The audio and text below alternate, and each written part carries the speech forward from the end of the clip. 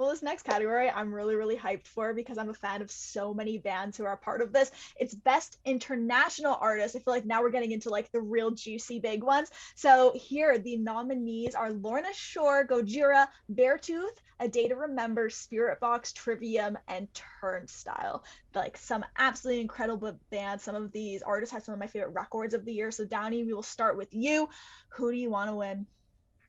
I mean, wow, these are all huge bands. Like you said, we're getting into the huge categories here. Yeah. It's interesting to think that like Trivium, right, when you look in this category, is kind of the legacy band in here. Because I still tend to think of them as somewhat of a new band, but relative to everyone else in that category, they're like elder statesmen.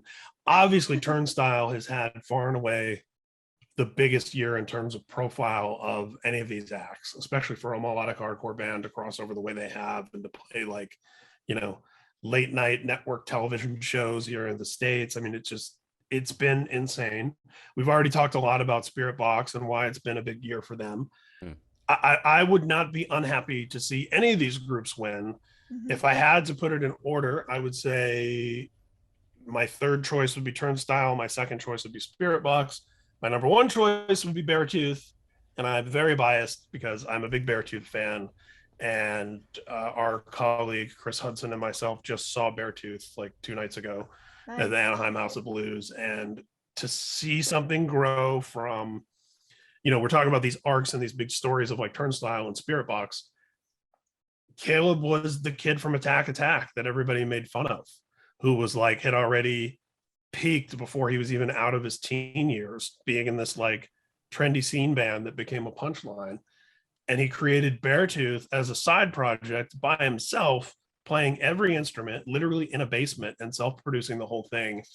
And I have a gold Beartooth record on my wall. Like the dude put out a gold single, you know what I mean? It's like, and to just watch him, he's still only 29, to watch him like totally come into his own and now doing this headlining tour where there's like pyro and like whatever. I'm a big Beartooth fan. I would absolutely love to see Caleb and the boys take that one home, but I think Turnstile is probably going to win. I would love for everyone to give their top 3 as Downey just went through that. So Cori, let's kick it to you.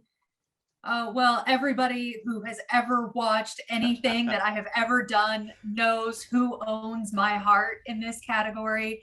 Who?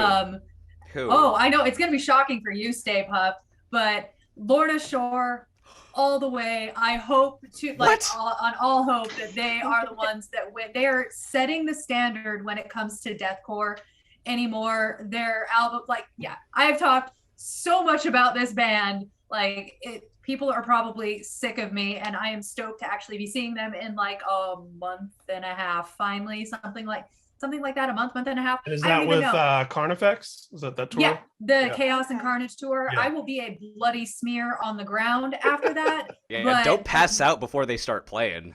Oh no, I won't. I will chug like 18 shots of espresso, just like mainline it. It'll be fine. I'll be fine. It's a game plan. But okay, if I were to go 3, 2, 1, it would be Spiritbox third, Turnstile second, and then Lorna Shore. My boys need to bring it home in that category. Just for me, just for my peace in my soul. We got to do like a deathcore bracket challenge one of these days. Lorna Shore, all day, just all day. Lorna Shore. That would be like my dream. Suicide Silence, All Shall Perish. Get the Despised Icon. Get them all in there and just see who comes out on top. You have the new wave versus the ones from the early 2000s that are also now making a comeback, right? Yeah. Brand of Sacrifice versus Whitechapel. Downey, let's fucking go. Totally. Yeah, dude.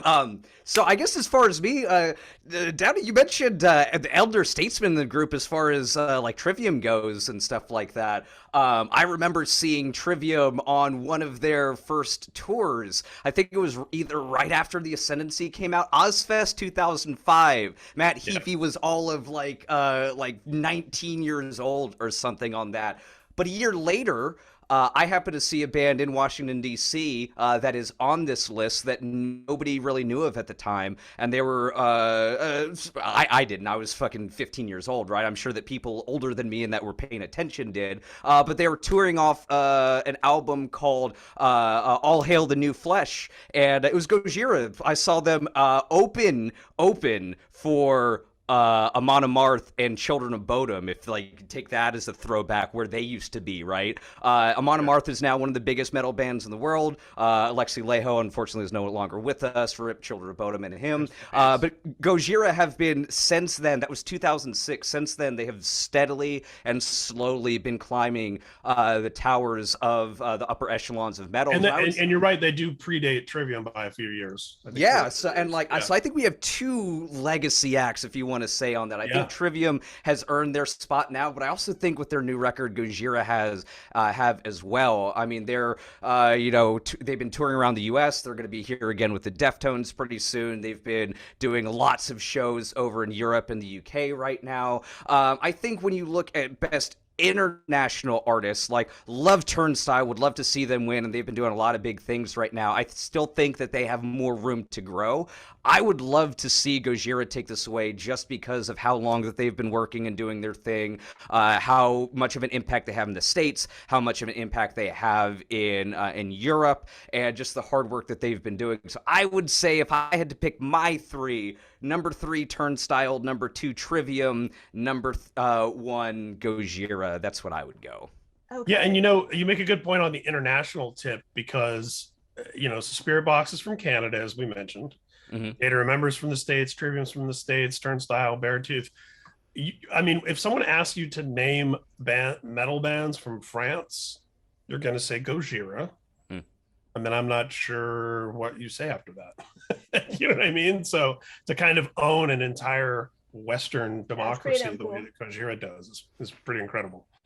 Yeah, I think for me, if I were to rank them, I'd have to go Lorna Shore 3rd, Beartooth 2nd, and then for me, that Turnstile record just had my heart this year. And I know we're gonna get into that in a couple categories when we're talking about best album, but seriously, like the fact that they'd go from those dreamy indie pop nuances at the hardcore breakdowns, which just flawlessly would go into like soothing instrumental interludes, the crisp and clean vocals, like that entire album, I've listened to it way too many times, and live they're so much fun. I got to see them at the Every Time I Die kind of shindig to the season event where they had the Wrestling 2 a couple years ago, and it was one hell of a show, and that was before I was even like super into them. So yeah, I almost live.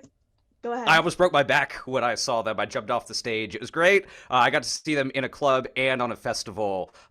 Good both times. Like, it doesn't matter where they play, Turnstile will bring the heat. But again, we'll talk about them a little bit later. I'm not going to preempt myself. We're only a few away from best album. We're going to be capping that off with that. But for me, it would make me so happy to see them take that category home.